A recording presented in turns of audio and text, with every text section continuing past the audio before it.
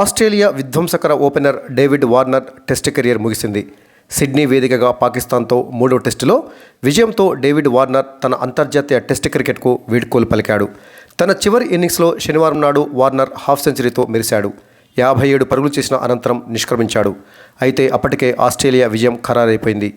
ఈ మ్యాచ్ విజయంతో ఆస్ట్రేలియా జట్టు పాకిస్తాన్తో జరిగిన టెస్ట్ సిరీస్ను 3-0తో క్లీన్ స్వీప్ చేసింది. అంతకుముందు టెస్ట్ కెరియర్లో చివరిసారి బ్యాటింగ్కి వెళ్లిన సందర్భంగా ఫ్యాన్స్ నుంచి స్టాండింగ్ ఓవేషన్ లభించింది డేవిడ్ వార్నర్కు. పాకిస్తాన్ ప్లేయర్లు సైతం గార్డ్ ఆఫ్ హానర్ ఇచ్చారు. ఈ మ్యాచ్లో 130 పరుగుల విజయ లక్ష్యంతో ఆస్ట్రేలియా బరిలోకి దిగగా డేవిడ్ వార్నర్ 57 పరుగులు చేశాడు. విజయానికి మరో 11 పరుగుల దూరంలో ఉండగా సాజిద్ బౌలింగ్లో వార్నర్ ఎల్బీడబ్ల్యూగా అవుట్ అయ్యాడు.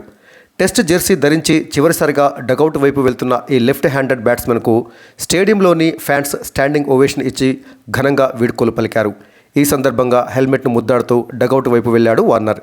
ఈ క్రమంలో ఓ యంగ్ ఫ్యాన్కు హెల్మెట్, గ్లౌజు బహుమతిగా ఇచ్చాడు.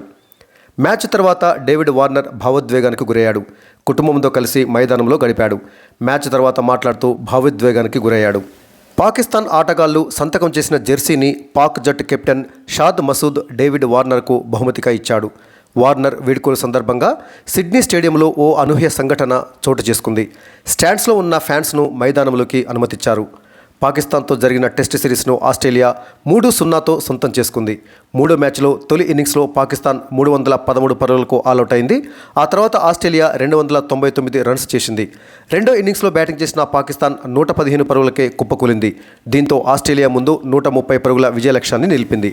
స్వల్ప లక్ష్యంతో బరిలోకి దిగిన ఆస్ట్రేలియా డేవిడ్ వార్నర్ 57 పరుగులు, మార్నస్ లబుషెన్ 62 పరుగులతో రాణించడంతో 2 వికెట్లు కోల్పోయి లక్ష్యాన్ని ఛేదించింది. ఇక టెస్టులు, వన్డేలకు వేడుకలు పలికిన డేవిడ్ వార్నర్ ఇకపై టీ20 మ్యాచ్లలో ఆడనున్నాడు. ప్రపంచవ్యాప్తంగా ఇతర లీగులో ఆడతానని ఇదివరకే వార్నర్ ప్రకటించాడు. ఇక డేవిడ్ వార్నర్ యొక్క ఇంటర్నేషనల్ కెరియర్ను ఒకసారి పరిశీలించినట్లయితే మొత్తం 112 టెస్ట్ మ్యాచ్లో ఆడిన డేవిడ్ వార్నర్ 8,786 పరుగులు చేశాడు. అతని యొక్క బ్యాటింగ్ యావరేజ్ 44.59, మంచి డీసెంట్ యావరేజ్ ఉంది టెస్టులో. అదేవిధంగా టెస్ట్ మ్యాచ్లలో 26 సెంచరీలు, 37 అర్ధ సెంచరీలు చేశాడు డేవిడ్ వార్నర్. ఇక టాప్ స్కోర్ వచ్చేసి ఒక ఇన్నింగ్స్లో 335 పరుగులు చేశాడు.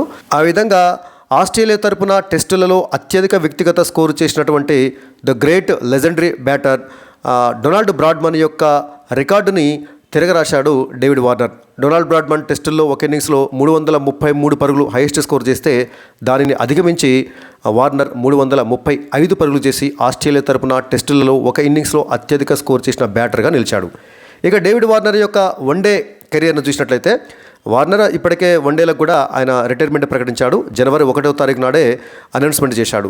అంటే డేవిడ్ వార్నర్ ఆడినటువంటి లాస్ట్ వన్డే మొన్న జరిగినటువంటి one day world cup final match, ఇండియాతోటి ఫైనల్ మ్యాచ్లో ఆడాడు కదా, అదే అతని కెరీర్లో చివరి వన్డే క్రికెట్ మ్యాచ్గా చెప్పుకోవచ్చు.